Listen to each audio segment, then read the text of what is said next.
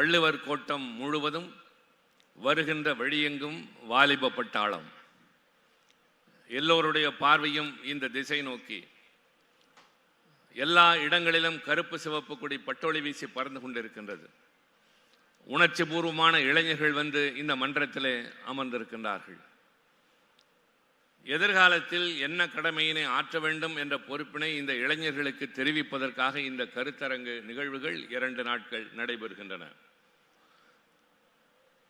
இந்த நிகழ்ச்சியிலே தொடக்கத்தில் உரையாற்றிய கழகத்தின் பொதுச் செயலாளர் அண்ணன் துரைமுருகன் அவர்கள், இந்த நிகழ்ச்சிக்கு தலைமையேற்றிருக்கிற அண்ணன் திருநாவுக்கரசு அவர்கள் எல்லோரும் குறிப்பிட்டதை போல் இந்த இயக்கத்திற்கு என்றைக்கும் தாழ்வில்லை, தளர்வில்லை, அழிவில்லை என்பதற்கு என்ன காரணம் என்றால், வரிசை வரிசையாக அணி அணியாக தொடர்ந்து ஒரு இளைஞர் பட்டாளம் இந்த இயக்கத்தினுடைய கொடியினை தூக்கி சுமந்து உணர்ச்சி பூர்வமாக நடைபோடுகிறது என்பதன் காரணம்தான். கழகத்தின் இளைஞரணி தளபதி அண்ணன் மு.க. ஸ்டாலின் அவர்கள் தலைமையில் தொடங்க பெற்றது. அன்றிலிருந்து இன்று வரை அவரோடு தொடர்ந்து பயணம் செய்கின்றவன் நான். அவர் பாடுபட்டு வளர்த்த அந்த இளைஞரணி அமைப்பை இன்றைக்கு பல லட்சம் இளைஞர்களை கொண்ட பட்டாளமாக மாற்றியிருக்கும் பெருமை தம்பி உதயநிதி ஸ்டாலின் அவர்களுக்கு உண்டு. இளைஞர்கள் அவருக்கு பின்னால் அணிவகுப்பதற்கு காரணமும், மூத்தவர்கள் அவர் மீது கொண்டிருக்கிற நம்பிக்கைக்கு அடிப்படையான காரணமும், யாருக்கு பின்னால் நீங்கள் இடுகின்ற கட்டளையை ஏற்கிறோம் என்று எல்லோரும் அணிவகுக்கிறார்களோ அவன்தான் தலைவன். ஒரு தலைமுறையின் தலைவனாக அவர் ஏற்று இன்றைக்கு நடத்துகிற இந்த கடமைக்காக அவரை நான் மூத்தவன் என்ற அடிப்படையிலே வாழ்த்துவதற்கு கடமைப்பட்டிருக்கின்றேன். உங்களுக்கு எந்நாளும் துணை நிற்க வேண்டிய பொறுப்பு எங்களுக்கு இருக்கிறது என்பதையும் நான் சுட்டிக்காட்ட விரும்புகின்றேன். மொழிப்போர் அன்றும் இன்றும் என்ற தலைப்பு. ஆனால் கருத்தரங்கத்தினுடைய நிகழ்வுகள் குறுக்கப்பட்ட நேரத்திற்குள் நடக்கின்ற காரணத்தினால் சுருக்கமாக பேச வேண்டிய அவசியம். தம்பி ராஜா சொன்னதை போல, நாடாளுமன்றத்தில் உரையாற்றுகிற போது கருத்துக்கள் நிறைய இருக்கலாம், ஆனால் காலம் குறைவாக இருக்கும். அதற்குள்ளாக சொல்ல வேண்டும் என்பதை போல ஒரு நிலையில் இன்று நிற்கின்றோம். மொழிப்போர் என்று சொன்னால் மொழியின் வரலாறு சொல்வதா, மொழிக்காக போர் தொடங்கியதற்கான காரணத்தை சொல்வதா, அந்த போர் நடந்தபோது இன்னுயிரை நீத்தவர்களும் அதை தொடர்ந்து வழிநடத்தி சென்றவர்களையும் நினைவு கூறுவதா, இன்றும் அந்த போர் தொடர்ந்து கொண்டிருக்கிறது, அதற்கு யார் காரணம் என்பதை இளைஞர்களுக்கு அடையாளம் காட்ட வேண்டியதா, நாளை நம்முடைய கடமை என்ன என்பதை பேச வேண்டியதா என்ற இத்தனை கேள்விகளையும் மிகச் சுருக்கமான நேரத்தில் சொல்ல வேண்டிய பொறுப்போடு நான் இருக்கின்றேன். உலகத்திலேயே மூத்த மொழிகளில் முதன்மையான மொழி நம் தாய்மொழி தமிழ் மொழி. எல்லா மொழிகளுக்கும் எப்போது தோற்றுவாய் என்ற ஆராய்ச்சி ரீதியாக கண்டுபிடித்து விட்டார்கள். இன்று வரை இந்த இயக்க வரலாற்றில் ஏதாவது ஐயம் ஏற்படுமையானால் உடனே நான் அழைப்பது அண்ணன் திருநாவுக்கரசு அவர்களை. அல்லது நூலகத்திற்கு சென்று அவர் எழுதிய நூல்களில் ஏதாவது ஒன்றை தேடினால் எந்த சந்தேகத்திற்கும் விடை கிடைக்கும். அதை போல இந்த மொழியினுடைய வரலாறு நம்முடைய நாட்டிலே இருக்கின்ற இளைஞர்களுக்கு தெரிந்தாக வேண்டும். ஆங்கிலம் தோன்றியது 10வது நூற்றாண்டில், பிரெஞ்சு மொழி தோன்றியது 8வது நூற்றாண்டில், சீன மொழி எல்லாவற்றிற்கும் முந்தைய மொழி, சமஸ்கிருத மொழி மக்கள் மொழியாக இல்லாமல் மூத்த மொழி, இல்லாமல் போன மொழிகளில் கிரேக்கமும் லத்தீனும் ஹீப்ருவும் சமஸ்கிருதமும் என்ற வரிசையிலே எல்லா மொழிகளும் பட்டுப்போன நேரத்தில் எந்நாளும் இளமை குன்றாமல் இருக்கின்ற நம் தாய்மொழி 5000 ஆண்டுகளை கடந்த வரலாற்றுக்கு சொந்தமான மொழி. அது நம் தாய்மொழி. அதை அழிப்பதற்கு, ஆக்கிரமிப்பதற்கு அல்லது அதை அகற்றுவதற்கு, அந்த இடத்துல வந்து உட்கார்வதற்கு வேறு ஒரு மொழி முயலுமையானால், வேறு யாராவது அதற்கு துணை நிற்பார்களானால் அவர்களை தடுத்து நிறுத்துகிற கேடயமாக தமிழ்நாட்டில் திராவிட முன்னேற்ற கழகமும் அதன் பட்டாளத்து சிப்பாய்களும் இருப்பார்கள் என்பதை என்றென்றைக்கும் நினைவுபடுத்த வேண்டிய பெரும் பொறுப்பு நமக்கு இருக்கிறது. இந்த வரலாற்றினை சொல்லுகிற போது தமிழ்நாட்டிலே முதலாக இந்தி திணிக்கப்பட்டு அதை எதிர்த்து மொழி போர் களம் அமைந்தது 1938. அந்த ஆண்டில்தான், அந்த நிகழ்வின் போதுதான் 14 வயது பாலகனாக, பள்ளி செல்லுகின்ற சிறுவனாக எல்லோரும் வீதியிலே விளையாடி கொண்டிருந்த போது தமிழ் கொடியை கையிலே ஏந்தி ஓடி வந்த இந்தி பெண்ணே கேள், நீ தேடி வந்த கோழை நாடு இதுவல்ல என்று முழங்கியவர் கழகத் தலைவர் கலைஞர் அவர்கள். ஒரு இளம் வயதில் களத்திற்கு வந்த அவரை நாடு அடையாளம் கண்டது. நான் சுருக்கமாகவே சொல்ல கடமைப்பட்டிருக்கின்றேன் நேரத்தின் கருதி. 1938 இந்தியை கட்டாய பாடமாக கொண்டு வந்தவர் ராஜாஜி. எதிர்த்து களம் கண்டது தந்தை பெரியார் அவர்கள் தலைமையில் அறிஞர் அண்ணா, மறைமலை அடிகள், முத்தமிழ் காவலர் கியாப்பே போன்ற அறிஞர் பெருமக்கள். அந்த போராட்டத்தின் விளைவாக அவர் திரும்ப பெற வேண்டிய நிர்பந்தத்திற்கு ஆளானார். ஆனால் மீண்டும் 1948 இந்தி திணிக்கப்பட்டது.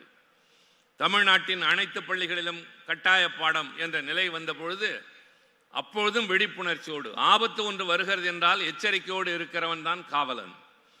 வந்ததற்கு பின்னால் வருத்தப்படுகிறவர்கள் அல்ல. உணராமலே அதற்கு ஏற்றுக்கொண்டு அடிமையாக வாழ்பவர்கள் அல்ல தமிழர்கள் என்பதன் அடையாளம். முதலாக எதிர்த்ததும் நாம் தான், இன்றும் தொடர்ந்து கொண்டிருப்பதும் நாம் தான். இந்த எண்ணம் மெல்ல மெல்ல மெல்ல இந்தியா முழுவதும் இன்றைக்கு பரவிக்கொண்டே இருக்கின்றது. 1948 நடைபெற்ற அந்த போராட்டத்தின் தளபதியாக அறிஞர் அண்ணா அவர்கள். அதனால் அவரை தளபதி CN அண்ணாதுரை என்று அழைக்க ஆரம்பித்தார்கள். அந்த நாளில்தான் கழகத் தலைவர் கலைஞர் அவர்களுக்கும் இன்றைய முதல்வரின் தாயார் மரியாதைக்குரிய அம்மா தயாள் அவர்களுக்கும் திருமணம் நடைபெற்ற நாளன்று மணமேடையிலிருந்து நேராக போராட்ட களத்திற்கு கலைஞர் சென்றார் என்பதும் வரலாறு. இதையெல்லாம் நான் சொல்வதற்கு காரணம், இங்கே திரண்டிருக்கிற இந்த இளைஞர் கூட்டம் இந்த இயக்கம் ஆளுகின்ற கட்சி என்பதற்காக வந்தவர்கள் அல்ல. மாறாக நாளைக்கு களம் ஒன்று அமையுமேயானால் எதை வேண்டுமானாலும் இழக்க தயாராக இருப்போம், இந்த கொள்கையில் நாங்கள் வென்று தருவோம், முன்வரிசையிலே நின்று என்று போராடக்கூடிய வீரர்களாக நீங்கள் இருக்க வேண்டும் என்பதற்காகத்தான். இளம் பேச்சாளர்கள் என்று ஒரு பெரும் பட்டாளத்தை தம்பி உதயநிதி ஸ்டாலின் அவர்கள் உருவாக்கி இருக்கிறார். கழக மேடைகளில் அவர்கள் முழங்கி வருகிறார்கள். நம்பிக்கை அதிகமாகின்றது. ஆக 1938, 48 என்று நான் சுருக்கமாக இந்த 2 காலகட்டத்தையும் சொல்லுகிற போது உச்சக்கட்ட போராட்டம் நடந்தது 1964, 65. அந்த காலகட்டத்தில் களத்தில் இறங்கிய மாணவர்களில் ஒருவர் தான் எதிரே இருக்கிற அண்ணன் வைகோ அவர்கள். இன்றைய கழகத்தின் பொதுச் செயலாளர் அண்ணன் துரைமுருகனை போன்றவர்கள். நாங்கள் எல்லாம் பள்ளி மாணவர்கள். சரி, அந்த போராட்டம் ஏன் அந்த அளவிற்கு விஸ்வரூபம் எடுத்தது என்பதை இன்றைய இளைஞர்கள் தெரிந்து கொண்டாக வேண்டும். இந்த நாடு விடுதலை அடைகின்ற வரை தயவு செய்து தெரிந்து கொள்ளுங்கள், இந்தியாவின் ஆட்சி மொழி ஆங்கிலமாகத்தான் இருந்தது. அதுவரை இந்தி என்ற மொழிக்கு இங்கே வேலையே இல்லை. ஆனால் 1950 அரசியல் சட்டம் நிறைவேற்றப்பட்ட நேரத்தில், அரசியல் சட்டம் என்பது தம்பி ராஜா சொன்னதை போல இது குடியரசாக மாறுகிற நேரத்தில் அரசியல் சட்டம் ஒன்று அடிப்படை தேவை என்ற அடிப்படையில் 3 ஆண்டுகள் விவாதிக்கப்பட்டு ஏற்றுக்கொள்ளப்பட்ட அரசியல் சட்டம் இந்திய நாட்டின் அரசியல் சட்டம். உலகத்தில் வேறு எந்த அரசியல் சட்டமும் இவ்வளவு நீண்ட காலம் விவாதிக்கப்பட்டது இல்லை. எந்த அரசியல் சட்டமும் காலத்தின் ஓட்டத்திற்கு தாக்கு பிடித்ததில்லை. ஆனால் இந்திய நாட்டின் அரசியல் சட்டம் இவ்வளவு தூரம் நிமிர்ந்து வலிமையாக நிற்பதற்கு காரணம் பல்வேறு விவாதங்களுக்கு பின்னால் அண்ணல் அம்பேத்கர் தலைமையிலான வரைவு குழு நமக்கு வடித்து தந்த இந்த அரசியல் சட்டம். அந்த அரசியல் சட்டத்தின் நிர்ணய சபையிலே பல்வேறு விவாதங்கள் நடைபெற்றன. இன்றைய ஆளுகின்ற பாரதிய ஜனதா கட்சியினால் புறக்கணிக்கப்பட்டிருக்கிற பழைய நாடாளுமன்றத்தின் மைய மண்டபம் என்று சொல்லப்படுகின்ற அந்த மன்றத்தில் தான் அரசியல் சட்ட நிர்ணய சபை விவாதம் நடந்தது. அங்குதான் அரசியல் சட்டம் ஏற்றுக்கொள்ளப்பட்டது. அந்த அரசியல் சட்ட நிர்ணய சபையில் ஒவ்வொரு பிரச்சனையாக பேசினார்கள்.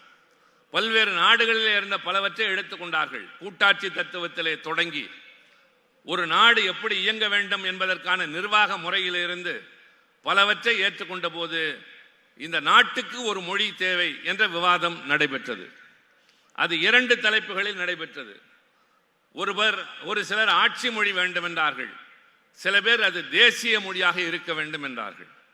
ஆனால் தேசிய மொழி என்ற அந்த கோரிக்கை நிராகரிக்கப்பட்டது.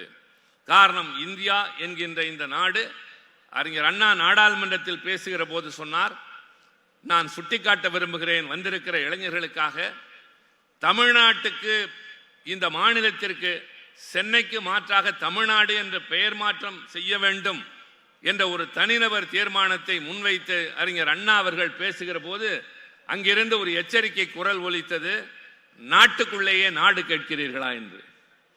தமிழகம் என்று கேட்கக்கூடாதா? இன்றைக்கும் சில பேர் அதை சொல்கிறார்கள்.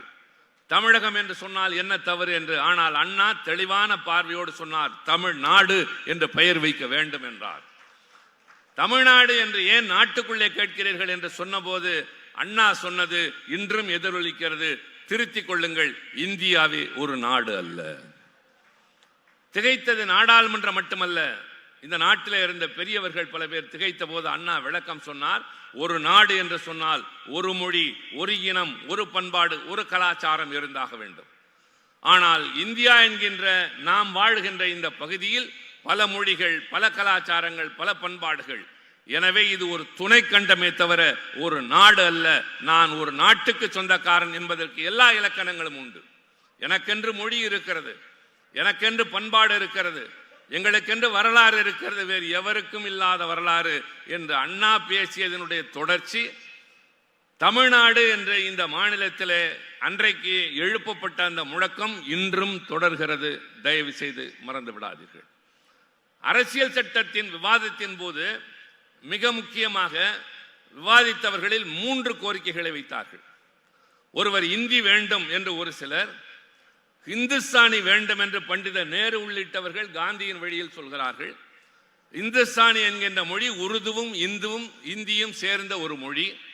சமஸ்கிருதம் வேண்டும் என்று ஒரு சிலர், ஆங்கிலம் வேண்டும் என்று குரல் கொடுத்தவர்கள் இருவர் தான். ஒருவர் பிராங்க் ஆண்டனி, இன்னொருவர் நசிருதீன் அகமது. இந்த 2 பேரும் சிறுபான்மை இனத்தை சார்ந்தவர்கள். சமஸ்கிருதம் வேண்டும் என்ற கோரிக்கை நிராகரிக்கப்பட்டது.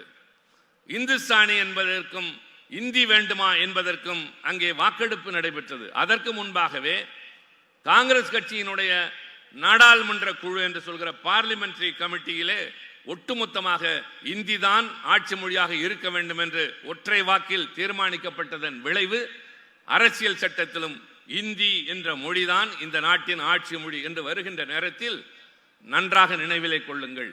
முடிந்து போன அந்த நேரத்தில் இதற்கு ஒரு தீர்வாக, இந்த நாட்டில் பல மொழிகள் இருக்கிற போது ஆங்கிலத்தை முற்றிலும் அகற்ற முடியாது, அது நமக்கு உலக அளவிலே தொடர்பு கொள்ளக்கூடிய மொழி, இது நாள் வரை பழகப்பட்ட மொழி, நீதிமன்றத்தில் அதுதான், நிர்வாகத்தில் அதுதான் என்ற வகையில் தமிழ்நாட்டில் இருந்து சென்ற கோபால்சாமி ஐயங்கார் அவர்களும் முன்சி அவர்களும் கொடுத்த ஒரு தீர்மானத்தின் அடிப்படையில் ஒரு திருத்தம் அதில் சேர்க்கப்பட்டது. அரசியல் சட்டத்தின் 343வது பிரிவு அதை சொல்கிறது. இந்த நாட்டின் ஆட்சி மொழியாக இந்தி இருக்கும்.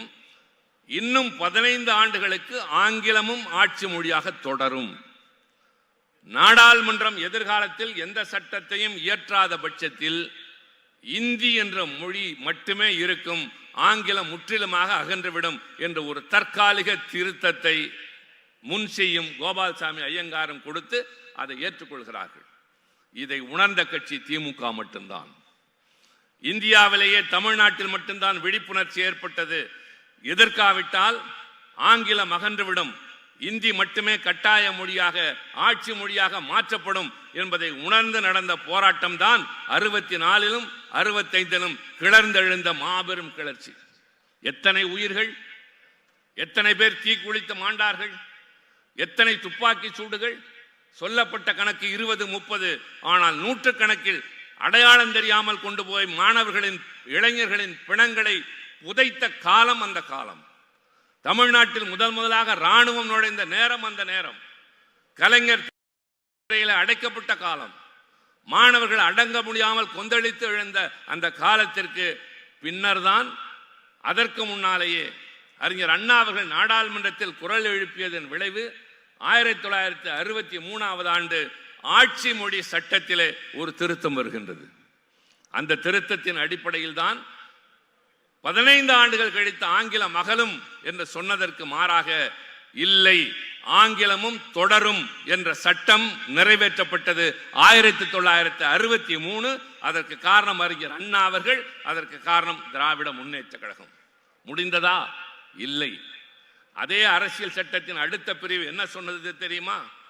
இந்தி மொழியை வளர்ப்பதற்காக, அதை பேணி காப்பதற்காக, அதை மேலும் மேலும் வலிமைப்படுத்துவதற்காக ஆட்சி மொழி குழு என்று ஒன்று உருவாக்கப்படும். அது இந்த நாட்டினுடைய குடியரசுத் தலைவர் தலைமையில் இயங்கும்.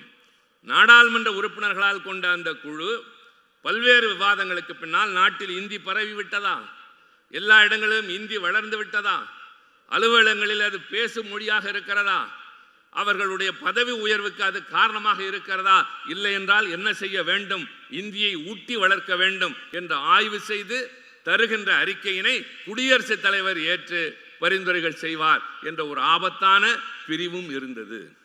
இதை உணர்ந்துதான் நான் மீண்டும் சுருக்கமாக சொல்கிறேன். இங்கே மேடையில் ஒரு நாடகம் நடந்தது. அந்த நாடகத்திலே நடத்தியவர்கள் அண்ணாவை பற்றி சொல்கிற போது சுயமரியாதை திருமணத்தை சொன்னார்கள், தமிழ்நாடு பெயர் மாற்றத்தை பற்றி சொன்னார்கள். ஒன்றை மறந்து போனார்கள். மிக முக்கியமாக இருமொழி கொள்கை என்பதை சட்டமாக கொண்டு வந்தது அறிஞர் அண்ணா அவர்கள். அது இல்லாமல் போயிருக்குமேனால் இன்று நம் வாழ்வு இந்த நிலையில் இல்லை. அண்ணா அதைத்தான் சொல்வார், என் ஆட்சி காலத்தில் நான் 3 சட்டங்களை நிறைவேற்றினேன். அந்த 3 சட்டங்களிலும் கை வைக்கிற துணிச்சல் யாருக்கும் கிடையாது. அதுநாள் வரை அண்ணாதுரை தான் தமிழ்நாட்டின் முதலமைச்சர் என்று சொன்னாரே, அதிலே மிக முக்கியமான ஒன்று இந்த இருமொழி கொள்கை. சட்டமன்றத்திலே அண்ணா தீர்மானத்தை கொண்டு வருகிறார். இந்த நாட்டில் மும்மொழி கொள்கை இருக்கலாம், ஆனால் தமிழ்நாட்டில் இனிமேல் இந்தி என்ற மொழி இருக்காது. அடுத்து கவனியுங்கள், அண்ணா என்கின்ற கனிவான தலைவனை, அறிவுள்ள தலைவனை, மென்மையாக பார்த்த தலைவனை அன்றைக்கு வேறுபாட்டான ஒரு பார்வையோடு நாடு பார்க்க நேர்ந்தது. அதில் பேசுகிற போது சொன்னார், ஆட்சி மொழி தொடர்பாக நாடாளுமன்றம் இந்தி தொடர்பாக நிறைவேற்றிய எல்லா தீர்மானங்களையும் இந்த சட்டப்பேரவை நிராகரிக்கிறது. ஒரு சட்டப்பேரவைக்கு எவ்வளவு ஆளுமை இருக்கிறது என்பதை அண்ணா நிலைநிறுத்தினார். அது தொடர்பான எல்லா தீர்மானங்களையும் இந்த சட்டமன்றம் நிராகரிக்கிறது. இங்கே இனிமேல் தமிழும் ஆங்கிலமும் மட்டுமே இருக்கும். ஆங்கிலம் உலக அளவிலே தொடர்பு கொள்வதற்கு, தமிழ் என் தாய்மொழி இந்த மண்ணை காப்பதற்கு, மரபை காப்பதற்கு, வரலாற்றை காப்பதற்கு அடுத்து சொல்கிறார். இந்த நாட்டில் தேசிய மாணவர் படை என்று ஒன்று இருக்கிறது, NCC. அதில் உத்தரவுகள் அனைத்தும் இந்தியிலே தான் பிறப்பிக்கப்படுகின்றன. இந்த மன்றம் இன்றைக்கு தீர்மானிக்கிறது, இனிமேல் தமிழ்நாட்டில் தேசிய மாணவர் படையில் உத்தரவுகள் ஆங்கிலத்தில் மட்டும்தான் பிறப்பிக்கப்படும், இந்தியில் இருக்காது. ஒருவேளை மத்திய அரசு இதை எதிர்க்குமேயானால், ஏற்க முடியாது என்று சொல்லுமேயானால், நான் முதலமைச்சர் அறிவிக்கிறேன், தமிழ்நாட்டில் தேசிய மாணவர் படை கலைக்கப்படும் என்று சொன்ன துணிச்சல் மிக்க தலைவன் அண்ணா. அன்று காப்பாற்றப்பட்டது. இந்த இருமொழி கொள்கையின் காரணமாக இந்தியாவிலேயே தமிழ்நாட்டில் மட்டும்தான் இருமொழி கொள்கை நிறைவேற்றப்பட்டது. 1976 ஒன்றிய அரசு மீண்டும் ஆட்சி மொழி சட்டத்திலே ஒரு திருத்தம் செய்கிறது, ஒரு விதி கொண்டு வருகிற போது நான் பெரும் உணர்ச்சியோடு, உடல் சிலிர்ப்போடு அதை படிக்கிற நேரத்தில் உணர்ந்தேன். இந்தியின் மூலமாகத்தான் சுற்றறிக்கைகள் எல்லா மாநிலத்திற்கும், ஒரு மாநிலத்திலிருந்து இன்னொரு மாநிலத்திற்கு என்ற வகையிலே அது அந்த விதி கொண்டு வருகிற போது ஒரு வார்த்தையை சேர்க்கிறார்கள், this extends to the whole of India except Tamil Nadu என்று வருகிறது. ஒரு சட்டத்தில் ஒரு திருத்தம் வருகிறது, இந்தி எல்லா மாநிலங்களுக்கும் தொடர்பு மொழி என்று வருகிறது, அலுவல் ரீதியாக தொடர்பு கொள்கிற மொழி அது. ஆனால் தமிழ்நாட்டிற்கு விதிவிலக்கு என்று சொன்னதற்கு காரணம் கருப்பு சிவப்பு கொடி, அதன் வயதுதான் 75. முடிந்ததா? 1986 அரசியல் சட்டத்தை எரித்து தலைவர் கலைஞர் அவர்கள் சிறைச்சாலைக்கு சென்று அவருடைய சட்டமன்ற உறுப்பினர் பொறுப்பு, அன்றைக்கு பேராசிரியருடைய பொறுப்பு என்று 10 பேருடைய பொறுப்புகள் பறிக்கப்பட்டன. ஆனால் ஓயவில்லை, தொடர்ந்து கொண்டே இருக்கிறது இந்த போராட்டம். இன்றைக்கு என்ன நடக்கிறது? ஒன்றியத்தில் இருக்கிற அரசு நேரடியாக மறைமுகமாக எல்லா வகையிலும் இயற்றுகிற சட்டங்கள், அவர்கள் செய்ய முயல்கிற அத்தனையிலும் இந்தி மட்டுமே என்று வருகிறது. இந்தியன் பீனல் கோட், EPCO திரைப்படங்களிலே கேட்டிருப்போம், வழக்கறிஞர்களின் வாதத்தை பற்றி தெரிந்திருப்போம். அது முற்றிலுமாக இப்போது அகற்றப்பட்டுவிட்டு பாரதிய நியாய சன்ஹிதா என்று ஒரு சமஸ்கிருத சொல் வந்திருக்கிறது. அது சமஸ்கிருதமா இந்தியா என்ற வாதம் ஒருபுறம். அரசியல் சட்டத்திலே இருந்த நிலைமைக்கு மாறாக நீதிமன்றங்களில் புழங்குகின்ற சட்டத்தை கூட முற்றிலுமாக அகற்றிவிட்டு நாங்கள் ஆங்கிலத்தை ஏற்க மாட்டோம் என்று இந்தியிலும் சமஸ்கிருதத்திலும் சட்டத்தையே மாற்றுகிறார்கள். பெரும் குழப்பம் ஏற்பட்டிருக்கிறது. காவல்துறையிலே முதல் தகவல் அறிக்கை பதிவு செய்கின்ற அங்கு இருக்கிற ஏட்டையாவுக்கு இது பற்றி தெரியாது. வாதாடுகிற பழைய வழக்கறிஞர்கள் பல பேருக்கு இது தெரியாது, புதிதாக படிக்க வேண்டும். சில நீதிபதிகள் சொல்லிவிட்டார்கள், நான் இன்னும் இபிகோ மட்டும்தான் பின்பற்றுவேனே தவிர இந்த பாரதிய நியாய இதெல்லாம் எங்களுக்கு தெரியாது என்று சொல்லுகின்ற நிலை. இன்று இருக்கிற கடமை என்ன தெரியுமா? தம்பி உதயநிதி ஸ்டாலின் அவர்களுக்கு பல வேண்டுகோள் வைத்தார்கள். தம்பி, உங்களுக்கு பெரிய கடமை இருக்கிறது. நாடாளுமன்றத்தில் அண்ணன் முரசொலி மாறன் அவர்கள், அப்போது அவரோடு இருந்த அண்ணன் வைகோ அவர்கள் கொண்டு வந்த ஒரு தனிநபர் மசோதா, அதற்கு 30 ஆண்டுகளுக்கு பின்னால் நான் கொண்டு வந்த அதே தனிநபர் மசோதா வேறு ஒன்றும் இல்லை. இந்திய நாட்டின் அரசியல் சட்டத்தின் 8வது அட்டவணையில் இருக்கிற 22 மாநில மொழிகளையும் இந்தியாவின் ஆட்சி மொழிகளாக்கிட வேண்டும் என்ற தனிநபர் மசோதா விவாதிக்கப்பட்டு தோற்கடிக்கப்பட்டிருக்கிறது. அன்றும் தோற்கடிக்கப்பட்டது, நான் கொண்டு வந்த போதும் தோற்கடிக்கப்பட்டது. ஆக போராடி கொண்டே இருக்கிறோம், கொஞ்சமும் சளைத்ததில்லை. திராவிட நாடு வேண்டும் என்று தமிழ்நாட்டில் மட்டுமா பேசினோம், நாடாளுமன்றத்திலும் பேசினோம். இந்தி கூடாது என்று முச்சந்தியில் நின்றா முழங்கினோம். இந்தி தான் வேண்டும் என்று சொல்லுகிறவர்கள் கூடியிருக்கிற மன்றத்தில் ஒற்றையாளாக நின்ற அறிஞர் அண்ணா முழங்கினாரே, அதுதான் துணிச்சல். மாநிலங்களுக்கு அதிக அதிகாரம் வேண்டும் என்று வலிமை வாய்ந்த ஒரு அரசாங்கம் என்று நடத்துகிற மத்திய அரசாங்கம் என்று சொல்கிற ஒன்றிய அரசை எதிர்த்து மாநிலங்கள் இல்லாமல் இந்த நாட்டில் ஒன்றியங்கள் என்பது கிடையாது. யூனியன் இஸ் அன் ஆனியன் என்று அண்ணா சொன்னார். வெங்காயம் சுவையானது, ஆரோக்கியமானது, ஆனால் தோலை ஒவ்வொன்றாக உரித்தால் கடைசியாக ஒன்றும் இருக்காது. மாநிலங்களை ஒவ்வொன்றாக பிரித்தால் இந்தியா என்ற இந்த நாடு இருக்காது என்று தத்துவம் சொன்னவர் அண்ணா. அவர் வழியில் கலைஞர் ஒரு நாளும் இங்கே இந்தியை அனுமதித்தது இல்லை. போராட்டம் தொடர்ந்து கொண்டே இருந்தது. இன்றைக்கும் தளபதி அண்ணன் ஸ்டாலின் அவர்கள் அந்த வரலாற்று பாதையிலே வந்தவர் என்ற காரணத்தினால் அவர் இன்றைக்கு பேசுகிற போது, செயல்களில் ஈடுபடுகிற போது, சட்டமன்றத்திலே சட்டங்களை இயற்றுகிற போது, மேடைகளில் பேசுகிற போது அவருடைய முழக்கம், எந்நாளும் நாங்கள் சமரசம் செய்து கொண்டதில்லை. கொள்கையை பொறுத்தவரை எந்த நாளும் அதிகாரத்திற்கு மண்டியிட்டதில்லை. ஆட்சியும் அதிகாரமும் எதை வேண்டுமானாலும் செய்யலாம் என்ற துணிச்சலை ஒன்றிய அரசுக்கு தந்திருக்கலாம். எங்களுக்கு ஆட்சியும் அதிகாரமும் இருக்கிறது, நீ செய்வதையெல்லாம் தடுப்பதற்கும் எதிர்ப்பதற்கும் துணிச்சல் இருக்கிறது. ஆக ஆட்சியிலே இருக்கிறோம் என்பது மட்டுமில்லை, அதை கடந்து கொள்கை பட்டாளமே, எதிரே வந்திருக்கிற இராணுவ வீரர்களை ஒத்த இளைஞர் அணியை சார்ந்த தோழர்களே, உங்களுக்கு கடமை என்பது இந்த கட்சியை ஆட்சியில் அமர்த்த வேண்டும் என்பது மட்டுமல்ல. அண்ணன் திருநாவுக்கரசு விளக்கம் சொன்னதைப் போல இந்த இயக்கத்தின் கொள்கைகளை வென்றெடுக்க வேண்டிய கடமை உங்கள் கையில் இருக்கின்றது. நாங்கள் உங்களோடு பாடுபட தயாராக இருக்கிறோம். எங்களுடைய பயணம் தொடங்கியது, தொடர்ந்து கொண்டிருக்கிறது. ஆனால் இன்றைய தலைமுறை நீங்கள், நாளை இந்த இயக்கத்தை காப்பாற்றப் போவது நீங்கள். கருப்பு சிவப்பு கொடி இல்லை என்றால், இந்த இயக்கம் இல்லை என்றால், பெரியார், அண்ணா, கலைஞர் என்ற 3 தலைவன் மட்டும் இந்த மண்ணில் பிறந்திருக்கவில்லை என்றால் நீங்களும் நானும் இந்த நாட்டில் யாராக இருந்திருப்போம்? அடிமையாக, மொழியை தொலைத்தவர்களாக, மரபை மறந்தவர்களாக, வரலாறு சிதைக்கப்பட்டவர்களாக, பண்பாடு பாழாகி போனவர்களாக வாழ்ந்திருப்போமே. அதை காப்பாற்றிய அந்த 3 பெரும் தலைவர்கள், அவர்கள் தந்த கருப்பு சிவப்பு கொடியை தளபதி இன்றைக்கு கையில் வைத்திருக்கிறார், பின்னால் தொடர்கிறார். உங்களுடைய தலைவன் எதிர்காலத்தில் இந்த இயக்கத்தையும் இனத்தையும் காப்பாற்ற இருக்கிற தம்பி உதயநிதி ஸ்டாலின்.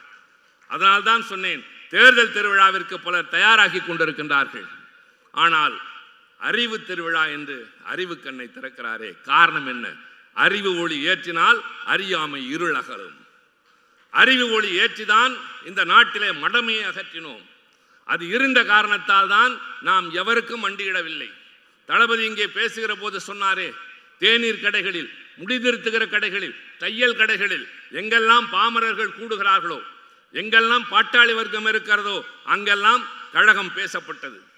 சாதாரணமான தொண்டன் கியூபா நாட்டை பற்றி பேசினான் என்று சொன்னார். பிரெஞ்சு நாட்டு புரட்சியை சொன்னார்கள். வால்டரும் ரூசோவும் வாயிலிருந்து சரளமாக வெளிவந்தது கழகத்தோழனின் தன்னுடைய மேடைகளிலே. அதற்கு காரணம் அண்ணா எழுதிய கடிதங்கள், கலைஞர் எழுதிய வசனங்கள், பின்னர் அவர் எழுப்பிய முழக்கங்கள். இப்படி பேசி பேசியே எந்த இடத்திலும் வாதத்தில் கழகத்தோழன் தோற்றதில்லை என்கிற அளவிற்கு அறிவு செழுமையை ஏற்படுத்திய அந்த இயக்கத்தின் தொடர்ச்சியாகத்தான் இந்த அறிவு திருவிழா, இந்த 2 நாட்கள் கருத்தரங்கம், தொடர்ந்து பல்வேறு நிகழ்ச்சிகளிலே என்று நடைபெறுகிறது. தம்பி உதயநிதி அவர்களே, மீண்டும் சொல்கிறேன், உங்கள் கடமை ஒன்றுதான். மாநிலத்தின் சுயாட்சியை பெற்றிட வேண்டும் என்கிறார்கள். அதை அடைவதற்கான நேரம் நெருங்கிவிட்டது. இன்றைக்கு தமிழ்நாட்டிலிருந்து கிளம்பிய அந்த குரல் இந்தியாவின் பல்வேறு மாநிலங்களில் எதிரொலிக்க தொடங்கிவிட்டது. கூட்டாட்சி தத்துவம் என்பதனுடைய அடிப்படை தேவை என்ன என்பதையும், மாநிலங்களுக்கு எப்படி அதிகாரம் வேண்டும் என்பதையும் கர்நாடகம், ஆந்திரம், தெலுங்கானா, பீகாரை கடந்து சென்று விட்டது. பீகாரில் இருக்கிற குழந்தைகள் தமிழ்நாட்டிலே வந்து தங்கி நம் பள்ளிகளை தமிழ் படித்து எனக்கு இந்த ஊர் பிடித்திருக்கிறது என்று சொல்லுகின்ற காலம் வந்துவிட்டது. ஆனால் இது போதாது. மாநில உரிமைகளை அடைய போகிறோம். கூட்டாட்சி தத்துவத்தை நிலை செய்ய போகிறோம். மதசார்பற்ற நாடு இது என்பதை நாம் நிச்சயமாக வென்றெடுப்போம். ஆனால் காலத்தின் தேவை கட்டாயம் ஒன்று இருக்கிறது. அது உங்கள் காலத்தில் நடக்க வேண்டும். இந்த பட்டாளத்தின் துணையோடு ஒரு காலத்தில் விரைவில் இந்த நாட்டின் ஆட்சி மொழிகளில் ஒன்றாக இந்திக்கு ஈடாக ஆட்சி மொழி, தேசிய மொழி என்றால் ஏற்கனவே தமிழும் தேசிய மொழிதான். ஆனால் ஆட்சி மொழியாக தமிழ் என்ற மொழியும் ஆக்கப்பட்டது என்ற நிலையை நீங்கள் உருவாக்கி, அரசியல் சட்டத்தில் திருத்தம் செய்து தமிழ் என்ற தொன்மையான மொழி, உலகத்திற்கு வழிகாட்டியாக வாழ்கின்ற மனிதன் வாழ்ந்த மொழி, உலகத்தில் 8 நாடுகள் ஆட்சி மொழியாக இருக்கிற என் தாய்மொழி தமிழ் மொழி ஆட்சி மொழி ஆக்கியது என்பதை வெற்றியாக கொண்டு வந்து எங்கே சமர்ப்பிக்க வேண்டும் தெரியுமா? முதலாக தன்னுடைய உடலை தீக்கு இரையாக தந்து உடலெல்லாம் பற்றி எறிந்த போது சாதாரணமான நெருப்பு சுட்டால் பதறி போகிற தேகத்தின் சொந்தக்காரர்கள் மனிதர்களாகிய நாம். ஆனால் உடலே பற்றி எறிகின்ற போது கொஞ்சம் கூட பதறாமல் இந்தி ஒழிக தமிழ் வாழ்க என்று சொல்லி செத்தானே, முதல் களச்சிப்பாய் சின்னசாமியின் சமாதியிலே கொண்டு போய் வைக்க வேண்டும். அவன் நினைவிடத்திலே கொண்டு போய் சொல்ல வேண்டும். அது பெரியார், அண்ணா, கலைஞருக்கு செய்கிற காணிக்கை. தளபதி ஸ்டாலினுடைய கனவை நனவாக்குகின்ற அந்த பெரும் வெகுமதி. அவன் இளைய வயதிலே 24 வயதில் பகத்சிங் தூக்கில் தொங்கினான் என்கிறோம். 24 வயதில் சின்னசாமி தீக்குளித்து செத்தான். சிவலிங்கம் செத்தான். அரங்கநாதன் தற்கொலை செய்து கொண்டான். பல மாணவர்கள் பல நேரங்களிலே தீக்குளித்தார்கள், துப்பாக்கி சூடுபட்டார்கள். எல்லாம் நடந்தது. ஆனால் முடிந்ததா போராட்டம்? இல்லை என்றால் தொடர்கிறது. நாமும் தொய்வடையவில்லை, அவர்களும் ஓயவில்லை, நாமும் ஒடுங்குவதும் இல்லை, ஒடுங்க போவதும் இல்லை. வெற்றி கனியை எட்டியாக வேண்டும். அது எவரையும் தாழ்த்தி அல்ல, எவரையும் வீழ்த்தி அல்ல, எவருக்கும் எதிரானதல்ல. என்னை, என் மொழியை, என் மண்ணை, என் மரியாதையை, என் மானத்தை காப்பாற்றிக் கொள்வதற்கு நான் என்றைக்கும் களச்சிப்பாய், அதற்கு உயிரையும் தர தயாராக இருக்கிறேன் என்கிற பட்டாளமாக நீங்கள் தயாராக வேண்டும். அதுதான் இளைஞர்களை எதிர்பார்க்கிறோம். நாம் வெறும் அரசியல் கட்சியைச் சேர்ந்த கூட்டம் அல்ல. தளபதி சொன்னதை போல் நீங்கள் கூடி கலைகின்ற காக கூட்டம் அல்ல, கூடி பொழிகின்ற மேக கூட்டம். நீங்கள் திரண்டால் அதன் விளைவு இந்த நாட்டுக்கு நன்மை பயக்கும். நீங்கள் போராளிகள், அதை மனதிலே வைத்துக் கொள்ளுங்கள். நீங்கள் வென்றெடுக்க வேண்டிய லட்சியங்கள் நிறைய இருக்கின்றன. அதில் மிக முக்கியமாக ஒன்றியத்தில் இருக்கிற அரசு வலிமையோடு இருந்தாலும் இல்லை என்றாலும், எவர் துணையோடு எவர் இருந்தாலும் இந்தியை திணிக்கிற முயற்சியிலே தொடர்ந்து ஈடுபடுகிற போது அதில் இருந்து தமிழ்நாட்டை காப்போம், தமிழ் மொழியை காப்போம், தமிழ் மொழியை ஆட்சி மொழியாக்க வேண்டும் என்பதை நம் குறிக்கோளாக கொள்வோம். அதற்கு நாடாளுமன்றத்தில் நாங்கள் இருக்கிறோம், இந்த நாட்டிலே நீங்கள் இருக்கிறீர்கள். எதிரிகள் எங்கே இருக்கிறார்களோ அவர்களுக்கு நேருக்கு நேராக நின்று உன்னை ஏற்க மாட்டோம், உன் மொழியை நாங்கள் தலை வணங்க மாட்டோம் என்று சொல்லுகிற துணிச்சலை அண்ணாவும் கலைஞரும் தந்திருக்கின்றார். அந்த வரிசையிலே இன்று நான் உங்கள் முன்னால் கிடைத்த இந்த நேரத்தில் வைக்க விரும்புகிற வேண்டுகோள், கனவு நனவாகும் நாள் தொலைவில் இல்லை. அது வெறும் சாதாரணமான கற்பனை அல்ல. உங்களை நம்பி, உங்களை வழிநடத்தி தலைமையேற்று நடத்துகிற இந்த தம்பி உதயநிதியை நம்பி இன்றைக்கு இத்தனை பெரிய பட்டாளத்தை கொண்டு வந்து இங்கே நிரப்பி, வெறும் பகட்ட அல்ல, இந்த கண்காட்சியை பார்க்கிற போது, வரலாற்று பெட்டகமாக அதை பார்க்கிற போது, அடுக்கி இருக்கிற நூல்களின் வரிசை அங்கே, இன்றைக்கு வெளியிடப்பட்ட இந்த நூல், அதில் இருக்கிற தொகுப்பு, இதை பார்க்கிற போது இந்த தம்பி அரசியல்வாதி அல்ல, லட்சியவாதி. இவர் வெறும் சாதாரணமாக பதவி தேடுகிற கூட்டத்தை சார்ந்தவர் அல்ல. இந்த இயக்கத்தின் கொள்கைகளை வலிமைப்படுத்துகிற ஒரு போராளி கூட்டத்தின் தலைவன் என்பதை நிலைநிறுத்தி இருக்கிறார். அவர் வெற்றி பெற வேண்டும். அவர் வெற்றி பெற்றால் தமிழ்நாடு வெற்றி பெற்றதாக பொருள். அவர் தன்னுடைய முயற்சியிலே கீர்த்தி அடைகிறார் என்று சொன்னால் அது தமிழ் மொழிக்கு கீர்த்தி வைத்ததாக பொருள். அந்த நாள் வெகு தொலைவில் இல்லை என்பதை நடைமுறைப்படுத்துங்கள். தொடங்கி இருக்கிற இந்த கருத்தரங்கம் தொடர்வதோடு எதிர்காலத்திலும் இந்த இயக்கத்தின் பயணம் தொடரும். நம்முடைய வெற்றி பயணம் நிச்சயமாக வெற்றி பாதையிலே மட்டுமில்லை, லட்சிய முகட்டை தொடும். அதை நீங்கள் வென்று காட்டுங்கள் என்று கேட்டு இந்த நல்ல வாய்ப்பிற்கு நன்றி கூறி விடைபெறுகிறேன். நன்றி, வணக்கம்.